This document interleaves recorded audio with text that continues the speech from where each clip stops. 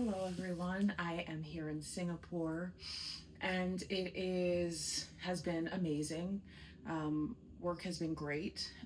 Work is work, and then I do get a little more downtime this time because we start so early, so we finish early, and then as long as you get your work done and all the right things, and prepare correctly, there is a really nice downtime.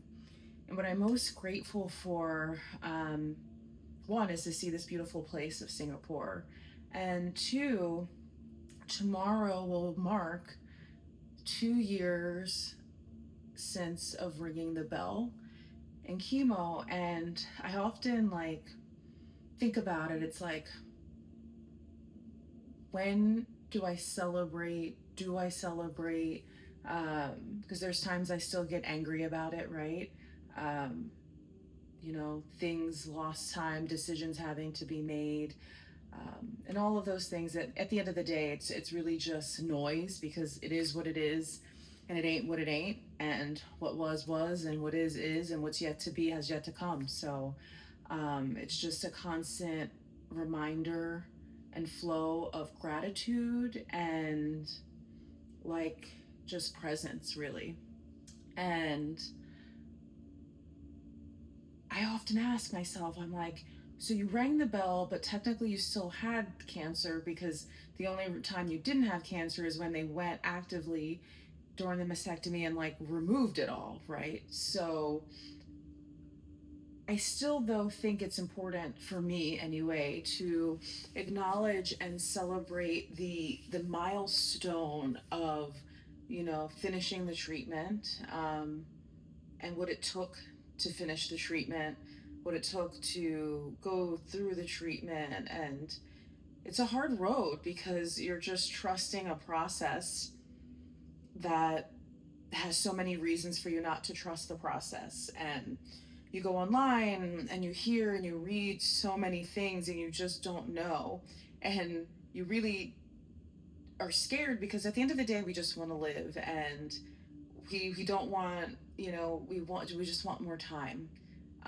So in the chase of that and the hope of that, many of us opt, to do chemotherapy. And there's other people I see on Instagram that, by the grace of God and, and their choices, they choose not to, and they have, their own experience. And I often say, if I wasn't stage 3, I might have been one of those people. But for me, I didn't want to mess around and, end up in a different place, because um, I just wanted to try things new or try things differently. And told myself, if wealthy people still die of cancer, then there's definitely no treatment, right? So the moment certain people stop dying of things, then it's like, okay, maybe there's more out there. But that's a whole nother thing I don't even want to get into now. But it's just, so I decided this year I will acknowledge and give thanks and praise and celebrate March 15th, because it has been 2 years.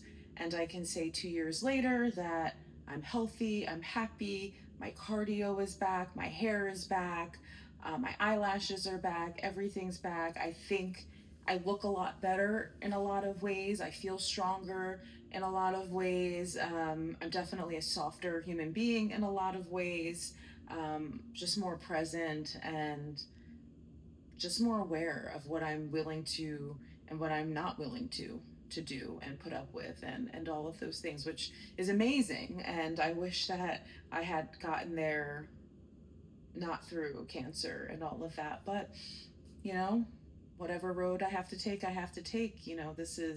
This is my life and what I have been gifted, and these are the chapters of it. And, there's some very beautiful chapters, and there's some very painful chapters, and I have to embrace them all, because that's what makes up the sum of my experience in my life.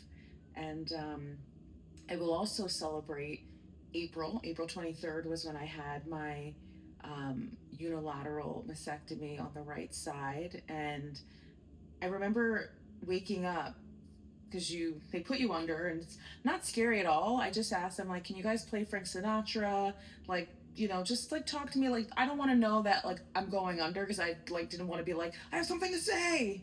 I just, and I remember just listening to That's Life, and that's it. And then I remember waking up, asking for chocolate pudding, which makes zero sense. Had chocolate pudding, was out. Remember waking up and my mom being there. And I remember, at least I believe this is what happened. It's possible it could have been on medication and it's not what happened in actual reality. I remember saying, Mom, I'm light now. Like, I felt the denseness of the cancer and the tumor that I could feel prior, um, gone. I said, I'm light now.